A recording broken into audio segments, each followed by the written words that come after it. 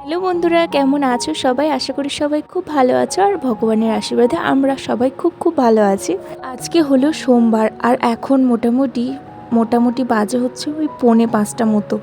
তো সকালবেলায় উঠে এই যে গাছগুলো সমস্ত টবে ট্রান্সফার করা হয়েছিল, তো সেগুলোই এখন জল দিয়ে দিলাম একেবারে সকালবেলায় উঠে। আর গাছগুলো দেখতে সকালবেলায় উঠেই না ভীষণ ভালো লাগে। তো মোটামুটি যেরকম ইচ্ছা, মানে ঘরের এ কোনায় ও কোনায় সমস্ত জায়গাতে একটু আধটু গাছ থাকবে, মানে যেগুলো ঘরের গাছ হয়, তো সেই সব রাখার খুব ইচ্ছা। তো সেগুলো মোটামুটি যা পারি সেরকমভাবেই রাখি। তারপর দেখো এখন সকালবেলায় যে বাসি ঘরটা ঝাড় দিয়ে নিলাম পুরো। কিছুদিন যেমন বৃষ্টি হয়েছিল, বেশ ঠান্ডা ওয়েদার ছিল, তারপরে আবারও গরম পড়তে শুরু করেছে। আর রাত্রিতে একটু মোটামুটি ঠান্ডা থাকে এখন, মানে সেই আগের মতো আর গরম নাই। মানে বৈশাখ মাসে যেরকম প্রথম দিকে যেরকম গরম ছিল, তো সেই গরমটা এখন মোটামুটি কমেই গেছে। তো সেই তুলনায় এখন একটু রাতের দিকে ঠান্ডা থাকে, আর তবে আবারও গরম বাড়ছে। জানি না এরপরে কী হবে। দেখো সমস্ত ঘরে ঝাড় দিয়ে নিলাম, তারপরে এখন বাসি কাপড়টা কেচে চলে আসে। একই বিছানার চাদর তো অনেক দিন ধরেই পাতা রয়েছে, মানে মোটামুটি এক সপ্তাহ। মানে বাবার বাড়িতে গিয়েছিলাম, তারপরে আর এসে চেঞ্জ করা হয়নি, এটার উপরে শুয়ে পড়েছিলাম। তো মোটামুটি এখানেও 4-5 দিন মতো এই বিছানাটা ইউজ করা হয়েছে, তো সেই জন্য ভাবলাম যে এটা আজকে কেচে দিতে হবে।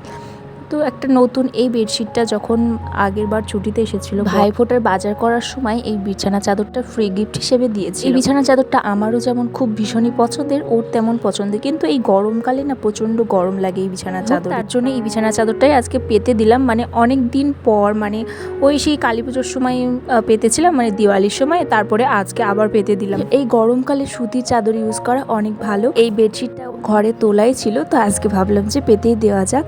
আর দেখো এখানে বালিশের কভারগুলোও কাচবো আজকে, সমস্ত কিছু মোটামুটি অনেক কিছুই কাচাকুচি করব।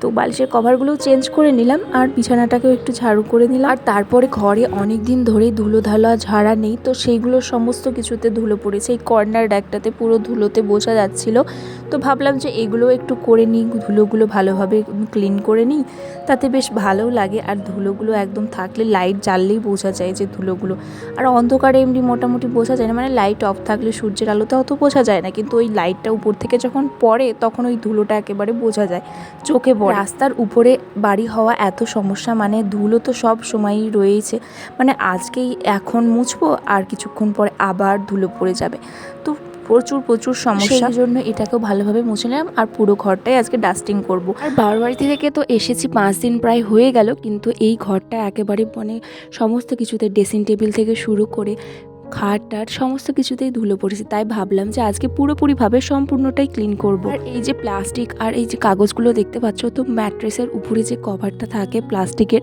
তো সেটাই আজকে খুলে দিলাম।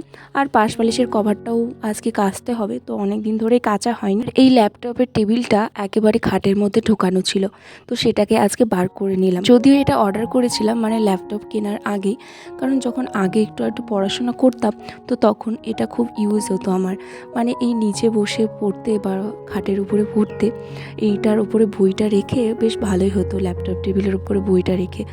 তো সেই জন্য এটা কিনেছিলাম, মানে যাতে পড়তে সুবিধা হয়, না হলে ওই চোখের একটু প্রবলেম হচ্ছিল। আর দেখো এই কালো র্যাকটাতে এত ধুলো পড়েছে, একেবারে স্পষ্টভাবেই বোঝা যাচ্ছে যে ধুলো রয়েছে। তাই সব কিছু নামিয়ে ভালোভাবে ক্লিন করলাম। মানে কিছুদিন আগেই, মানে বাবার বাড়ি যাওয়ার আগে বর এখানে যা সমস্ত জিনিস ছিল শুধুমাত্র ওই ঠাকুরের মূর্তিটা রেখে সবগুলো অন্য জায়গায় ট্রান্সফার করেছে, মানে ওই কর্নার র্যাকে ট্রান্সফার করেছে। মানে ও প্রত্যেকবার যখনই ছুটি আসে না কেন, ওর নিজের হাতে পুরোপুরি ঘরটা ক্লিন করা চাই। যতই আমি ক্লিন করি না কেন ওর আসার আগে, তবু ও নিজে হাতে এসে বাড়িতে আবার ক্লিন করবে পুরো ঘর। আমিও মোটামুটি টিপটাপ করে রাখার চেষ্টা করি ওর মতোই করে ভালোভাবে। আর এই যে দেখো এটা একটা ফোনের কভার ছিল, মানে ফোনের পুরো বক্সটা ছিল, তো আমি এটা এখানে ইউজ করে নিয়েছি। সমস্ত নেল পলিশ, তারপরে এই যে অয়েল হেয়ার অয়েল, এই সমস্ত কিছু রাখার কাজে আমি এটা ইউজ করে ফেলেছি।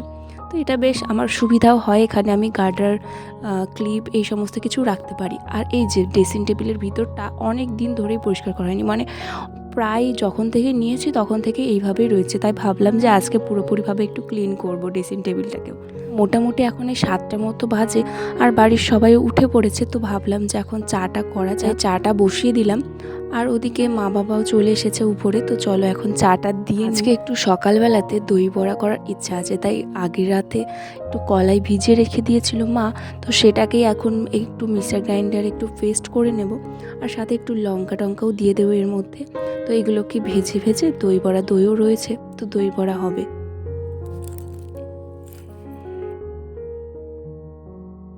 তো দেখো এখানে ছোট ছোট করে মা বড়াগুলোকে ভেজে দিল, আর এরপরে আমি পুরোটা সার্ভ করব। মানে তেঁতুলের চাটনিটাও বানানো হয়ে গেছে, তো তেঁতুলের চাটনিটাও বানিয়ে নিয়েছি, আর দই তো রয়েছে। আর এই যে দেখো পুরোপুরিভাবে পুরোটাই সার্ভ করে দিলাম। এবার শুধু খাওয়ার পালা। তো কে কে খেতে চাও অবশ্যই দেখো, তোমরা বানাতে পারো এইভাবেই। বেশি কিছু দিইনি। আর এই যে চাট মশলা, তেঁতুলের চাটনি বানিয়েছিলাম, আর দই তো ঘরে বসানো ছিল।